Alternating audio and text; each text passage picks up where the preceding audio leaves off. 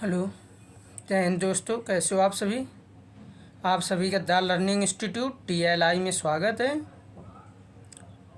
जैसे कि हम इतिहास में देख रहे थे, पिछली क्लास में हमने देखा था वैदिककालीन विवाह कि वैदिककालीन विवाह कैसे होती, किस प्रकार की होती। हमने सब देखा था कि वर्ल्ड क्रम के आधार पर वैदिककालीन विवाह हमें दो प्रकार के देखने को मिलते हैं, एक अनुलोम और दूसरा प्रतिलोम।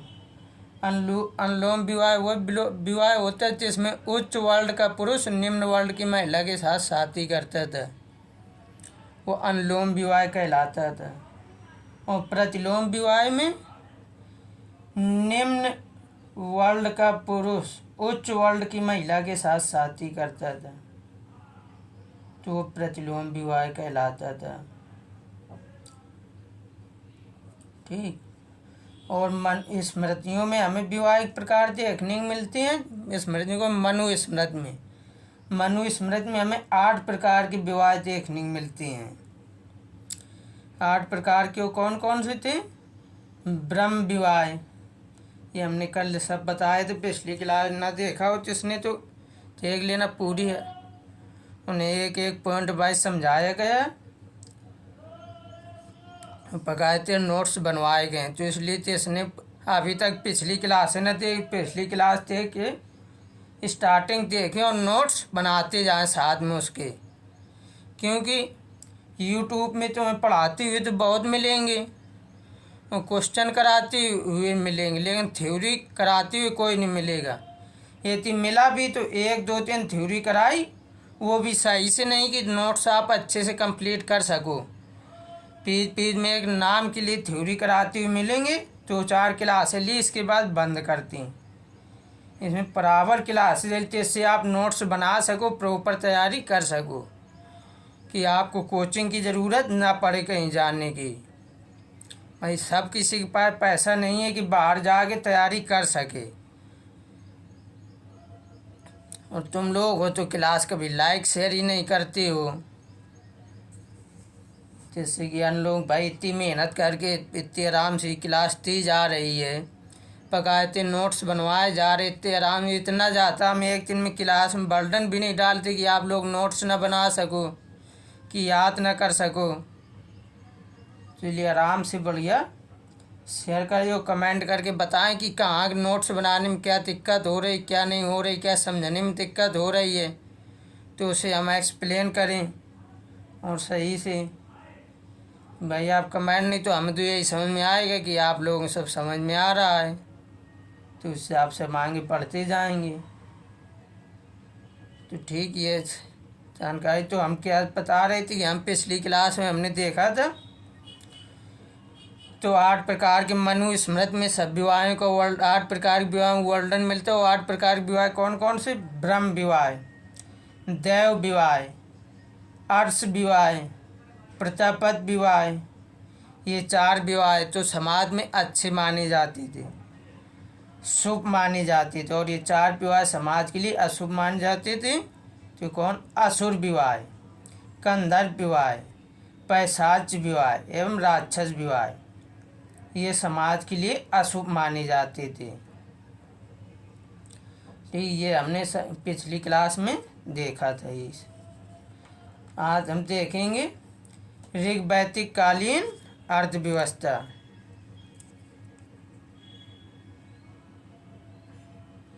ऋग्वैदिक अर्थव्यवस्था के बारे में देखेंगे कि ऋग्वेद के लोग क्या व्यापार वाणिज्य उनका कैसा था, क्या करते थे, क्या नहीं करते थे, वो किस चीज़ों से परिचित थे, किन से नहीं, कौन से मतलब काम थे उनके, क्या शिल्पकारी में कहाँ तक था जो शिल्प में कहाँ तक उनकी विकसित थी। क्योंकि एक बात बताते हम कि ऋग्वेद काल में लोहे की खोज नहीं हुई थी, तो लिख लो इसमें, ये लोग मोस्ट इम्पोर्टेंट पॉइंट, ये लोग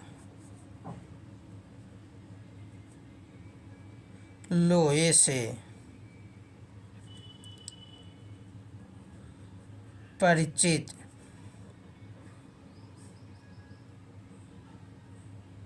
लोहे से परिचित नहीं थे, लोहे की खोज नहीं हुई थी। तो भाई परिचित ही नहीं थे, जानते नहीं थे क्या है क्या नहीं है। वो भाई खोज जब उसके बारे में जानने लगेंगे।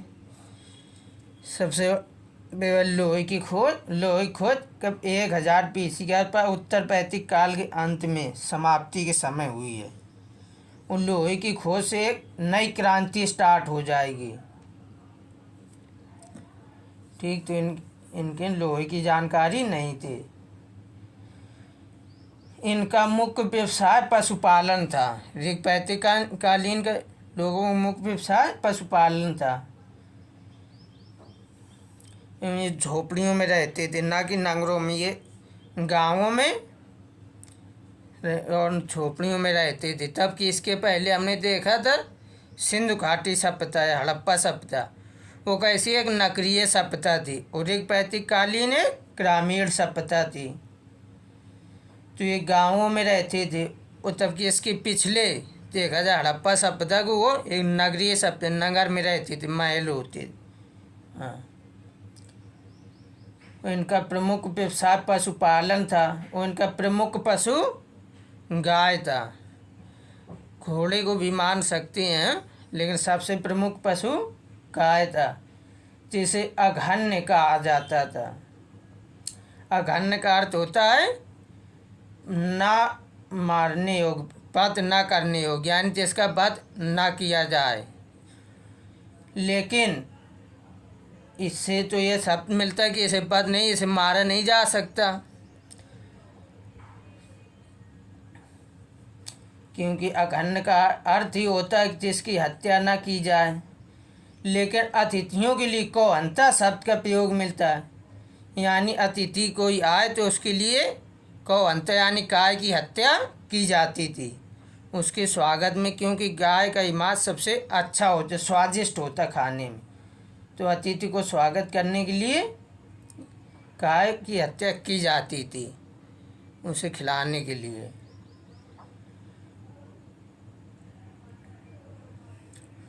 और ये पशुपालन के साथ साथ कृषि भी करते, लेकिन इनका मुख्य व्यवसाय पशुपालन था। ये कृषि भी करते थे। इसकी जानकारी हमें ऋग्वेद के चौथे मंडल से मिलती है। चौथा मंडल में विस्तृत कृषि का वर्णन किया गया है। तो ये पॉइंट मोस्ट इम्पोर्टेंट पॉइंट, इसे याद रखना। हम आगे देखेंगे।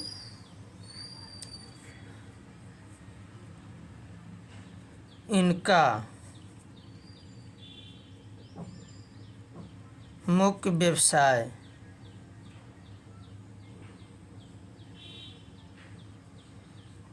पशुपालन था।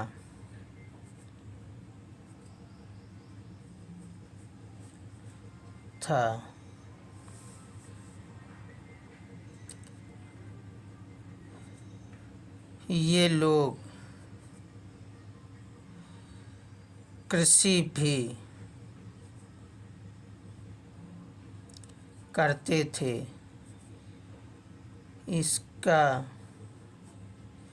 इसका यानी कि इसका कृषि का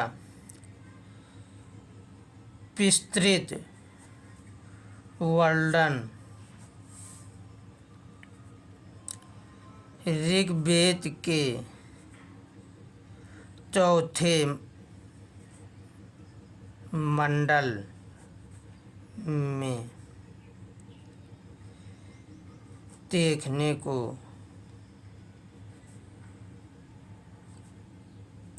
मिलता है।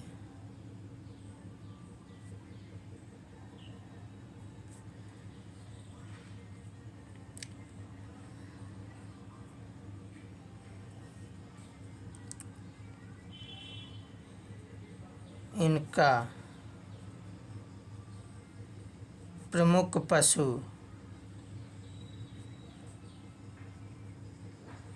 गाय थी।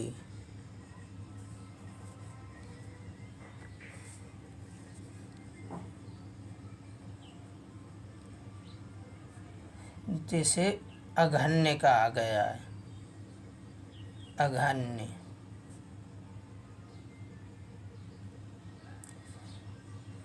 जैसे अघन्य का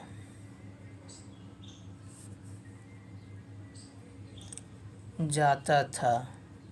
अब ये शब्द अघन्य, अघन्य का अर्थ क्या होता है? अभी हमने बताया था, जिसकी हत्या ना की जाए। अघन्य का अर्थ क्या होता है? अघन्य का अर्थ होता है जिसकी हत्या ना की जाए।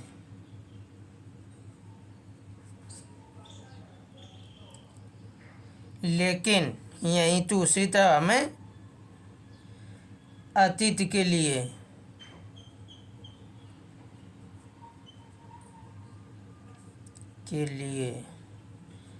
कौहनता शब्द का प्रयोग मिलता है देखने को।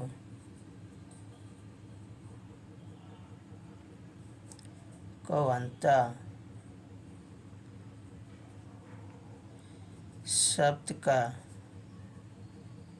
प्रयोग हुआ है।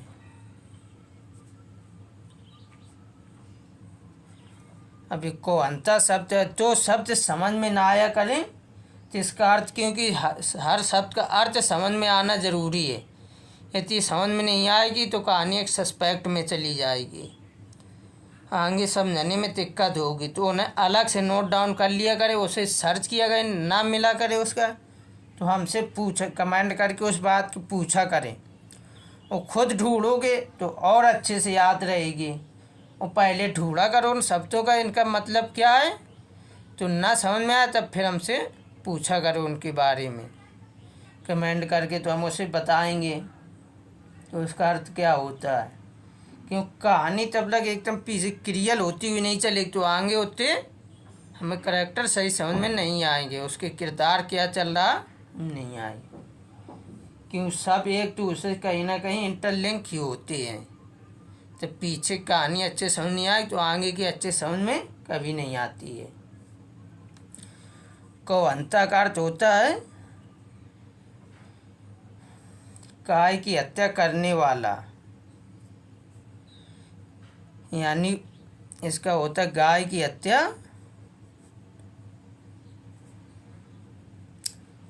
करने वाला।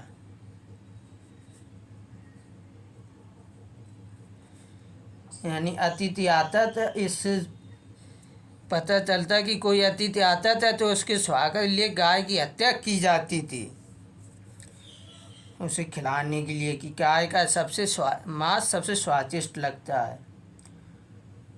और पुत्री के लिए तुहिता शब्द का प्रयोग किया गया है। तुहिता का अर्थ क्या होता है?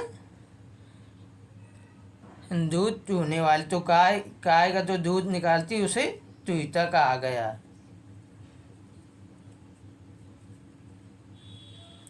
पुत्री के लिए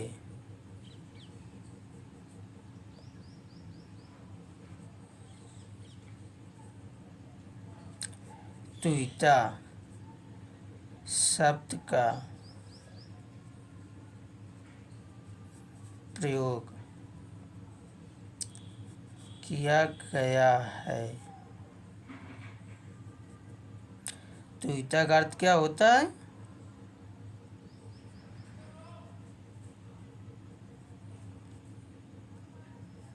वाली। ठीक, तुहिता का अर्थ समझ में आ क्या होता है।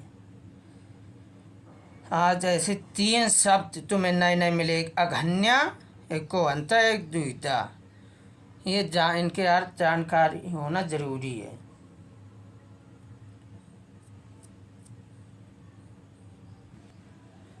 अगला पॉइंट हम देखेंगे ऋग वैदिक धार्मिक व्यवस्था, क्योंकि हमने अर्थव्यवस्था तो ऋग वैदिक अर्थव्यवस्था देख ली कि किस पर आधारित थी, कृषि या पशुपालन, तो उसमें मुख्य व्यवसाय पशुपालन था, हमने देख लिया। अब धार्मिक व्यवस्था के बारे में ऋग वैदिक देख लें। ये इनका धर्म के बारे में क्या मानना था, ये कैसे थे, तो ऋग वैदिक कालीन लोग प्राकृतिक पूजक एवं बहुदेववादी थे। यानी प्राकृतिक यानी प्राकृति को तो मानते थे, प्राकृति को पूजते थे। एवं बहुदेववादी यानी कई सारे देवताओं को, सिर्फ एक किसी एक देवता को नहीं, कई सारे देवताओं को पूजते। इस प्रकार ऋग्वेद में 33 देवताओं का उल्लेख देखने को मिलता है हमें। जिन्हें 3 श्रेणियों में बांटा गया था, हम देख लेते हैं।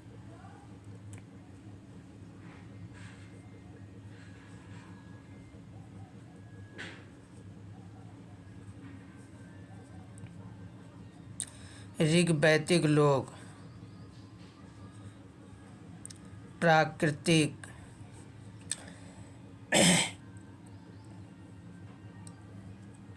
पूजक एवं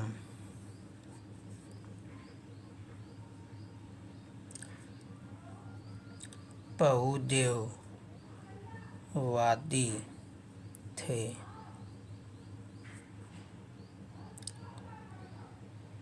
यानी प्राकृत की भी पूजा करते थे और कई देवताओं की भी पूजा करते थे, किसी एक देवता की नहीं। तो ऋग्वेद में क्योंकि एक बहुदेववादी कैसे थे, हमें ऋग्वेद में 33 देवताओं का उल्लेख मिलता है। 33 देवताओं का।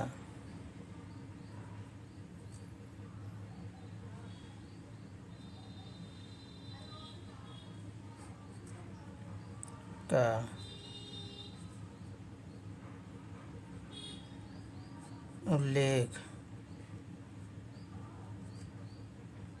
मिलता है।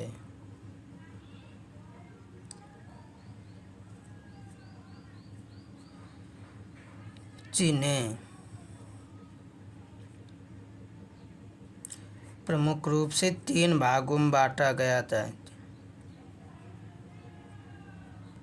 जिन्हें प्रमुख रूप से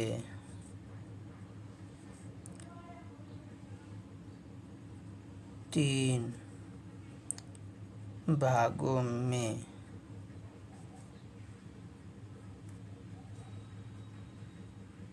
बांटा गया था। ऋग्वैदिक कालीन लोग प्राकृतिक पूजक एवं बहुदेववादी थे। क्योंकि ऋग्वेद में 33 प्रकार के देवताओं को प्राकृतिक, जैसे हमें वृक्षों की पूजा, सूर्य की पूजा आज साथ देखने को मिलते, जिससे पता चलता है प्राकृतिक पूजक थे। और बहुदेववादी क्योंकि हमें ऋग्वेद से 33 देवताओं का उल्लेख देखने को मिलता है। जिन्हें क्रमशः 3 श्रेणियों में बांटा गया था। ये 3 कौन कौन से थे? एक तो पहले जहाँ हम रहते हैं, कौन से? पृथ्वी, पार्थिव या पृथ्वी के देवता। दूसरे घौ यानी आकाश के देवता।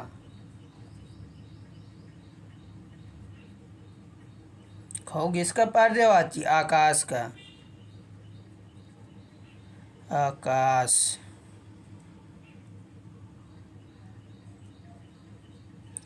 के देवता। और तीसरे अंतरिक्ष के देवता।